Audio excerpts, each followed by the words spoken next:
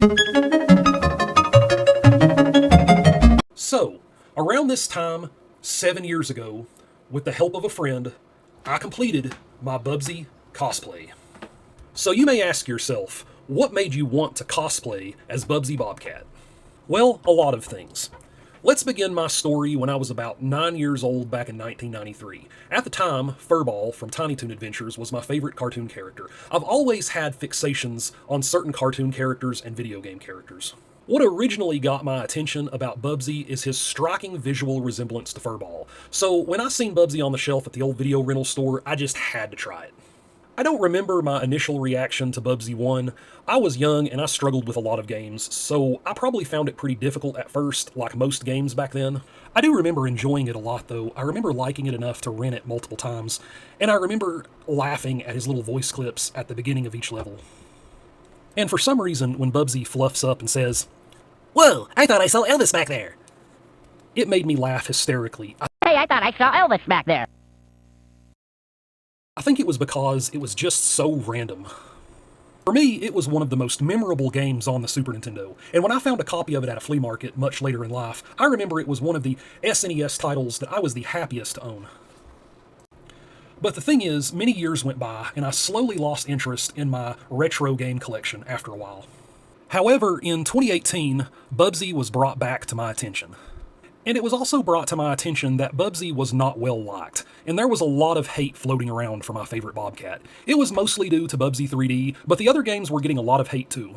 I was greatly annoyed at this because I distinctly remember enjoying Bubsy 1 on the Super Nintendo just as much as big-name titles like Donkey Kong Country or Mega Man X. This caused me to revisit the original Bubsy game. I felt a wave of nostalgia playing it again. It felt like reliving old times, simpler times. It was just as much fun as I remember, and actually I think I enjoy it more now as an adult than I did as a kid because I have more patience now. This started me on a Bubsy kick. I started developing a hyperfixation on Bubsy. All of the hate I seen on the internet made me want to do some fan art to show my support and counteract all the negativity. So I started drawing and posting Bubsy fan art here and there, and I made some friends in the process. This all happened about 1 year after Bubsy the Woolies Strike Back came out. I actually really enjoyed that game despite it being too short, and it helped fuel my hyperfixation as well. And so during this time period, I went to the movie theater with a friend to see Ant-Man and the Wasp. When I walked out of the theater, a light bulb went off in my head. I want to cosplay as Bubsy. I could totally do it. I could totally pull it off. See, I think going to see Ant-Man 2 made me think about comic conventions and cosplaying. See, I had went to a few comic book conventions with this friend of mine, and we have both always been huge Marvel fans. I had considered doing a cosplay for ages. I considered Dr. Octopus or maybe a Kinnikuman character. But it wasn't until I decided to cosplay as Bubsy that I was super motivated to actually do it. And along this journey, and this may sound crazy, but I experienced synchronicity. Meaningful coincidences that made me think I was meant to cosplay as Bubsy. Like, not only was it something I wanted to do, but it felt like something I was meant to do. And it wasn't long after I had this idea that I experienced something really profound. I had a vision while I was asleep, or maybe I was half asleep, of a montage of characters flash before me. I seen Disney characters like Aladdin, an anthropomorphic zebra looking in the mirror, and some other things I don't remember. And while this montage was happening, I heard a beautiful orchestral version of Tonight Tonight by the Smashing Pumpkins playing. And this was especially unusual because I don't recall ever dreaming about a specific piece of music or hearing it in my dream. I woke up with a feeling of like a tug in my heart, like a call to action. I was feeling a weird sense of sadness from previous years of my life that kind of felt wasted, mixed with this new determination. I just knew I wanted to do more with my life in that moment. And by the way, this experience was the inspiration for this piece of fan art. And all these feelings made me want to get started on this cosplay project as soon as I could. And I started to do a little video documentary of the whole process, but I ended up only filming a little bit. I became more focused on just getting it done more than anything as I got further into the creation process. So I'm embarking on quite a journey today. I recently decided that I'm going to try to cosplay as one of my favorite video game characters.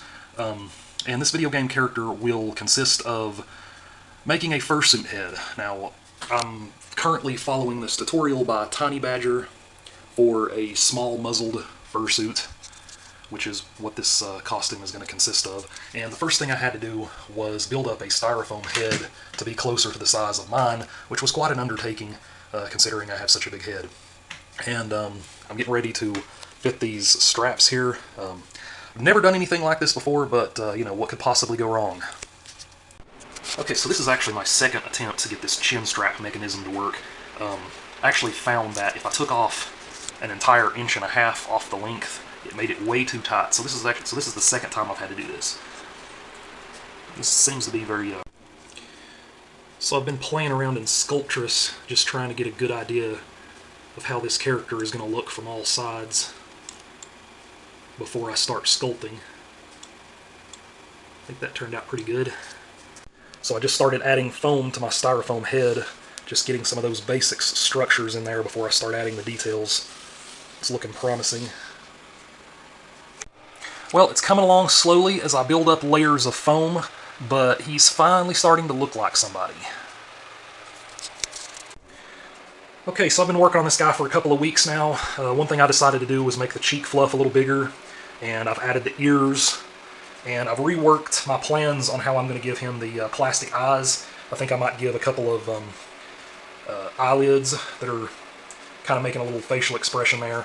And keep in mind too, whenever I make this out of plastic, that these openings right here will be covered in mesh that I'll be able to see through. I think they call it the buck ram material. And I've just really made sure that everything looks good from all sides, making sure the ears are nice and rounded and have a lot of structure to them so they won't be real flimsy. And he now has a working mouth. And so I just adjusted the ears a little bit to make it look a little bit more accurate, and I also added the big plastic pieces for the eyes and the buck ram mesh material you can see through, and also some little fangs. And so I didn't video document any further on my progress because I found it too difficult to focus on what I was doing and film at the same time. And like I said, I just wanted to get Bubsy done more than anything. Here's a little montage of the progress with the pictures I took.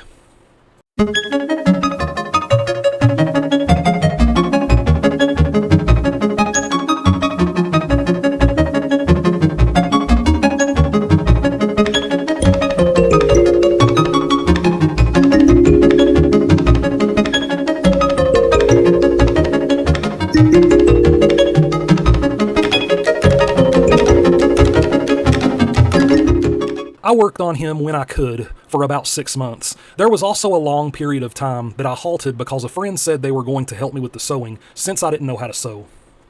And a side note, this is not the same friend that I went to see Ant-Man 2 with, but another one, a massage therapist lady I became close friends with over the years. Her name was Debbie, and she ended up being buried under a lot of family stuff and some other things she needed to deal with, so I ended up having to figure out some of the complicated stuff that I thought was going to involve sewing on my own. She did end up helping me get the fur on his ears and feet. She also helped me shave down some of the fur in her work area, where she also made quilts and stuff. Ended up having to figure out how to get the fur on the rest of his head, and some on his tail, and how to make his hands. In retrospect, I'm glad I didn't get too much help, and did most of him on my own. That way I learned more. I know hot glue is not the best way to get the fur pieces on, but I didn't want to be working on this cosplay for another several months or a year. I felt like it needed to be completed by October that year. And by the way, Debbie passed away a few years ago, and I miss her so much. Well, sure enough, back in 2018, I got him done in October, after working on him since July that year. I also remember, and this is really special, I got his head done just in time to show Michael Berlin on his birthday. And he really liked it. I wished he was still around to see how well his character Bubsy is doing these days. And as for his shirt, I had it printed at a local print store. They did a great job. And the first event I attended as Bubsy was the Kingsport Halloween Bash, which you can find a video of on my page. So yeah, it's been a wild 7 years cosplaying as Bubsy, and I've had a great time, going to cons, making videos, making friends, and making memories.